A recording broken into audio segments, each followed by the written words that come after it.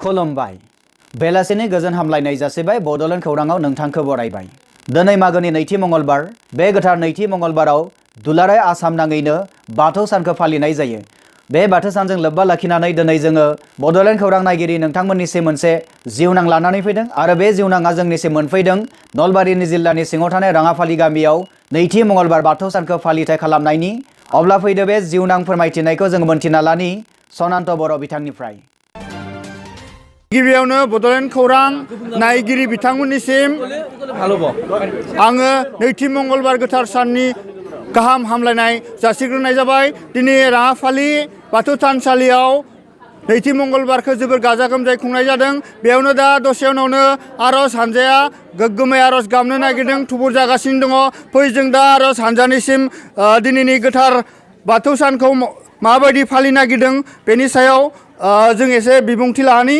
दा बिथां आइजोमोना थियारि जागासिनो दङ आर'ज गाबनो थाखाय आफा बोराइ बाथौनिसिम।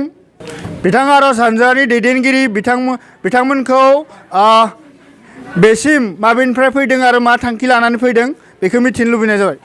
गेलपेटारनिफ्राय फैदों आर'ज हानजा आरो जोङो बे राङाफालि गामिनि बाथौ फोरबोआव आर'ज गाबनो हिसाबै जों फैनाय जादों। नैथि मंगलबार बाथौनि गोथार सान, बेवहाय नुजाथिनो हानाय मानगोनां बिबानगिरि बिथांमोनखौ आङो बाथौनि गोनांथिनि बागै, बेयाव फुजिबोनायनि बागै मा बुंनो सानो बेखौ सोंनो नागिरदों।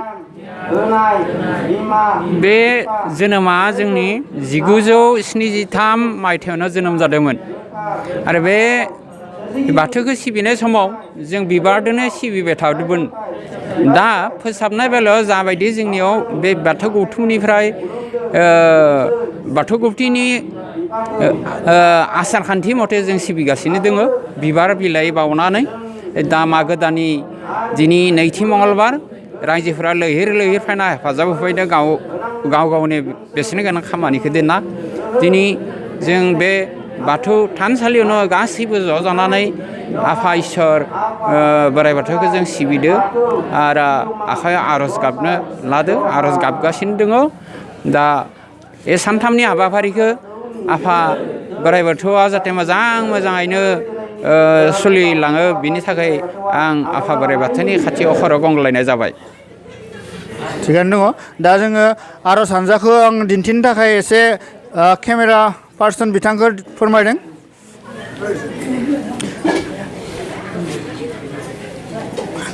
दा नोंथाङा बे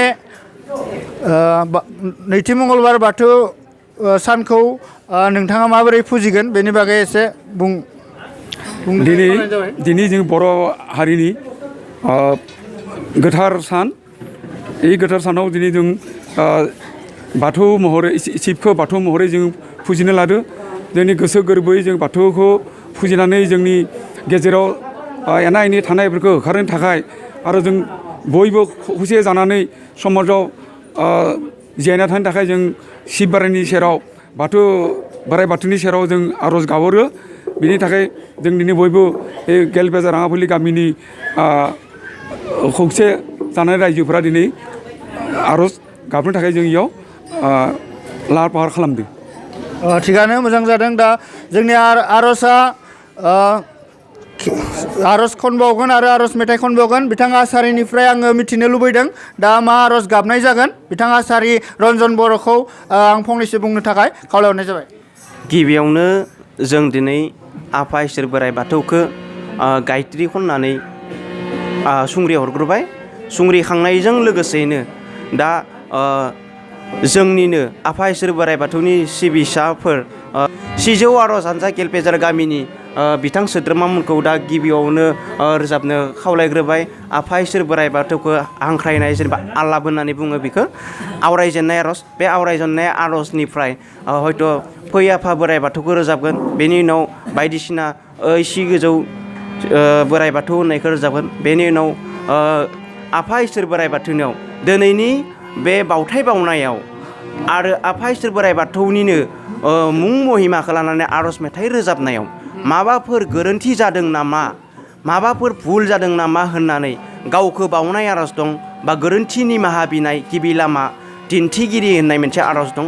बेखौ जोङो फारि फारि हाबाफारि बायदियै जों रोजाबलांगोन। बेयाव जोंहा हमनानै दोनो दोंबा नङाब्ला दोंथाम रोजाबनाय जायो।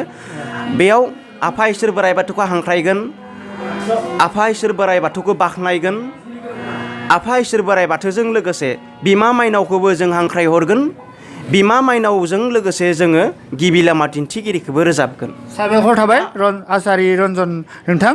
दा बिथां आर'ज हानजाफोरखौ मा मेथाइखौ रोजाबगोन, मा आलापखौ रोजाबगोन बेखौ बुंनो थाखाय दिनैनि राङाफालि बाथौ फोरबोनि 42थि नैथि मंगलबार साननि बाथौ फोरबो फालिनायाव आं गेलपेजार गामिनि बाथौ आर'ज हानजानि दैदेनगिरि दौरि जानानै आं बेखौनो बुङोदि दिनैनि बे गोथार साना जोंनि थाखाय गोग्गाथाव आरो जौगाथाव, जोंनि बाथौ धोरोमनि थाखाय बर'फोरनि नेरसोन मोनसे।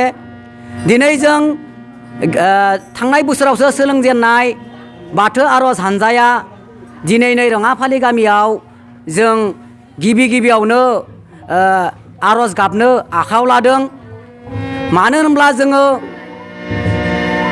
जोंनि जा गोसोआव जा आर'ज गाबनो लादों बेहाय माबाफोर गोरोन्थि दाय दोफोन जाफ्लांनो हागौ, बेफोरखौ रङाफालि गामि बाथौ कमिटिनिफ्राय जों गिबियावनो निमाहा बिहरो आरो आफा इसोर बोराइ बाथौनिसिम जोंनि दामनाय देनाय आर'ज खन्नायाव माबाफोर गोरोन्थि दाय दोफोन जाफ्लांनो हागौ, बिनि थाखाय आफा बोराइ बाथौनिसिम जों गिबियावनो आर'ज गाबहरो।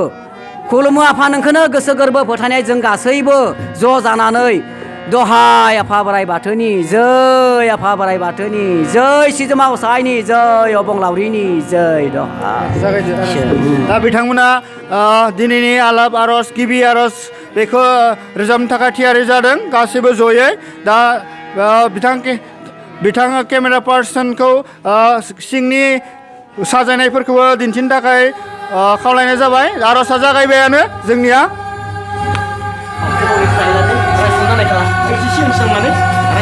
मोजाङै साजायदों गासैबो।